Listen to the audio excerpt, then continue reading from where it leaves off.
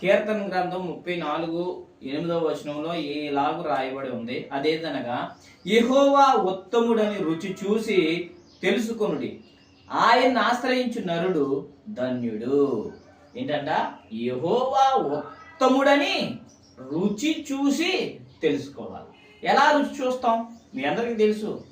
ఒక పప్పుచారు కాసినప్పుడు, లేదంటే ఏదో ఒకటి కర్రీ చేసినప్పుడు అది మొత్తం బాగా ఉడికిందా లేదా, చక్కగా మరి బాగా అయిపోయిందా లేదని ఒక గంటతో చిన్నది ఇలా వేసుకొని టేస్ట్ చేస్తారు.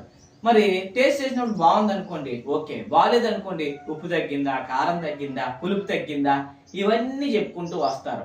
మరలా బాగా సరిచేసే వరకు చక్కగా మరి దించుకొని మరి దాన్ని సర్వ్ చేసుకుంటారు. ప్రియులారా, మరి యెహోవా ఉత్తముడని రుచి చూసి తెలుసుకోవడానికి మీరు ప్రభుకి మరి ఆయన సన్నిధికి రావాలి. ఆయన సన్నిధిని, ఆ దేవుని యొక్క వాక్యాన్ని మీరు ధ్యానం చేయాలి. ఆ వాక్యాన్ని విని మీరు గైకొని ఆ వాక్య ప్రకారంగా చేసి అప్పుడు మీరు తెలుసుకున్నట్లయితే దేవుడు మిమ్మల్ని ఏ విధంగా బ్లెస్ చేస్తాడు. అన్నిటికన్నా బెస్ట్ అని మనం ఇదే అని ఒక సర్టిఫికేట్ ఇస్తాం కదా. అన్నిటికన్నా ఈ భూమి మీద ఉన్న వాటియే కాదు, పరలోకంలో ఉన్న వాటియే కాదు, భూమి కింద ఉన్న వాటియే కాదు, ఆ సముద్రంలో నీళ్ళ కింద ఉన్న వాటియే కాదు, అన్నిటికంట ఈ సృష్టి కంట బెస్ట్ అయింది ఏంటంటే యెహోవా ఉత్తముడు. దేవునికి స్తోత్రం. కాబట్టి ఆయన ఆశ్రయించిన నరులు ధన్యులు, ఆశీర్వదించబడ్డవారు. ఏ విధంగా అయినా సరే ఆయన ఆశ్రయించండి. ప్రతి ఆదివారం, ప్రతి రోజు ఆయన పాదాల యొద్దకు మీరు వచ్చినట్లయితే దేవుడు మిమ్మలను ఏ విధంగా దీవిస్తాడు అంటే శారీరకంగా దీవిస్తాడు. మంచి ఆరోగ్యం, మీరు మిమ్మల్ని ఐశ్వర్యవంతులుగా చేస్తాడు. మిమ్మల్ని పేదరికంలో ఉంచనివ్వడు.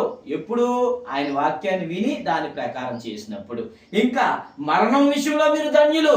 మీకు మరణం అనేది దేవుడు ఇవ్వడు. నిత్య జీవాన్ని ఇచ్చే దేవుడు. అందుకే ఆయన ఆశ్రయించే నరులు ధన్య జీవులు. అంటే వారు నిత్యము వర్ధిల్లుతూ ఉంటారు. కాబట్టి యెహోవా ఉత్తముడు. ఈ మాట మరి కీర్తన గ్రంథంలో చెప్పబడుతుంది.